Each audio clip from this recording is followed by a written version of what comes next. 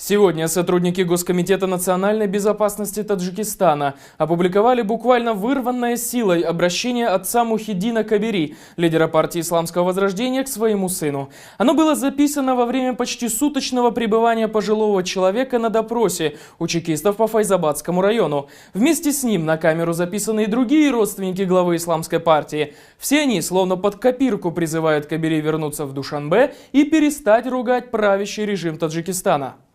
Видео опубликовано на том же канале в Ютубе, на котором раньше выкладывались массовые заявления пифтовцев о выходе из состава партии. Нет сомнений, что именно силовики устроили слив видео. Мухиддин, мы тебя не воспитывали неправильно. Делай все для благосостояния нашего государства, его процветания. Сколько можешь, столько и делай для развития. В противном случае ничего против государства не говори. Хорошо или плохо, 90 лет мы живем здесь. За это время ничего плохого никому мы не сделали. Ни один мусульманин не говорил, что ты причинил мне вред, и я от тебя ничего плохого не видел. Ты тоже был таким, плохого не делал, и дальше так поступай. Ничего плохого не говори.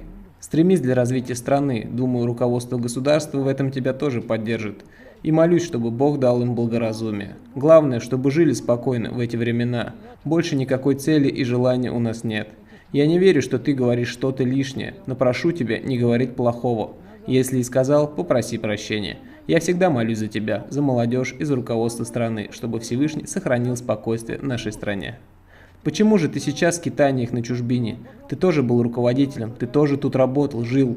Но мир не без изъяна. Если бы были между вами какие-то недомолвки, уступите друг другу, простите друг другу и молитесь друг за друга. Если сможешь, приезжай, здесь живи, а если не можешь, то делай свое дело.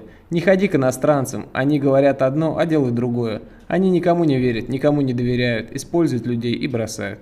При детальном рассмотрении можно увидеть, что выступление буквально склеено из фрагментов. Например, вырезаны кадры, где родственники говорят не то, что нужно чекистам. Очевидно, что 96-летний старик-отец говорил еще много чего своему сыну, но все это было вырезано. В итоге выложен ролик продолжительностью в 2,5 минуты, на котором есть только то, что нужно силовикам. При этом сколько всего часов записывалось это обращение на морозе, не ясно. Я Исматуллон Нарзулоев, житель Файзабадского района. Хочу обратиться ко всем тем, кто устраивает пикеты возле иностранных посольств. Знайте, я против вас, я не ваш сторонник. Я всех вас прошу вернуться на родину наших предков. Не поддавайтесь козням, лучше будем жить в мире и согласии, созидать нашу страну. Как говорил известный поэт Мирхот Турсунзаде, люди находят счастье в дружбе, вражда приносит горести. Это двустишие сделайте девизом жизни. Лично хочу обратиться к Мухиддину Кабири. Возвращайся. Если не можешь вернуться, то обратись к устраивающим пикеты и недовольным, что впредь они не нарушали беспокойство нашей республики. Заставили призвать к порядку, так сказать, распоясавшегося родственника и другая родня главы партии Исламского Возрождения. Всех их записали на улице по очереди. На кадрах отчетливо видно, как много человек всего было задержано чекистами. Всего в кадре 13 человек, среди них женщины с маленькими детьми. Среди тех, кого заставили выступить на камеру, тесть Кабири и его брат. В Таджикистане спокойно. Не слушайте врагов-спекулянтов. Шайтаны вас повели по этому пути. Не слушайте их. Где бы вы ни находились, знайте, с нами все в порядке. Возвращайтесь. Даже если не хотите возвращаться, в чужие посольства не обращайтесь. Живите себе в удовольствии, зарабатывайте. Если есть возможность, все-таки возвращайтесь. Имам Али простит вас. Он прощал и еще раз простит. Возвращайтесь. Я лично знаком с отцом Устаза Кабири. Я бывал у него дома. Знаком с его отцом. Это очень достойный и очень пожилой человек. Но, в принципе, из тех, которые пользуются всегда традиционным почтением в таджикском обществе. То есть это седобородый старец, такой очень красивый, сам похож на Устаза.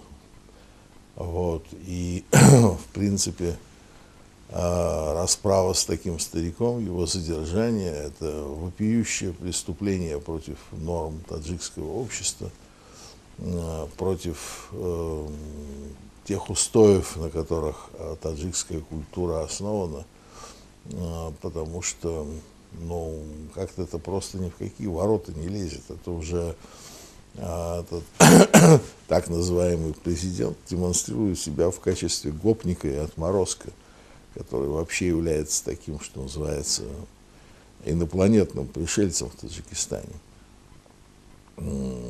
Такие вещи, как взятие заложников, они недопустимы в традиционном пространстве, культурном пространстве.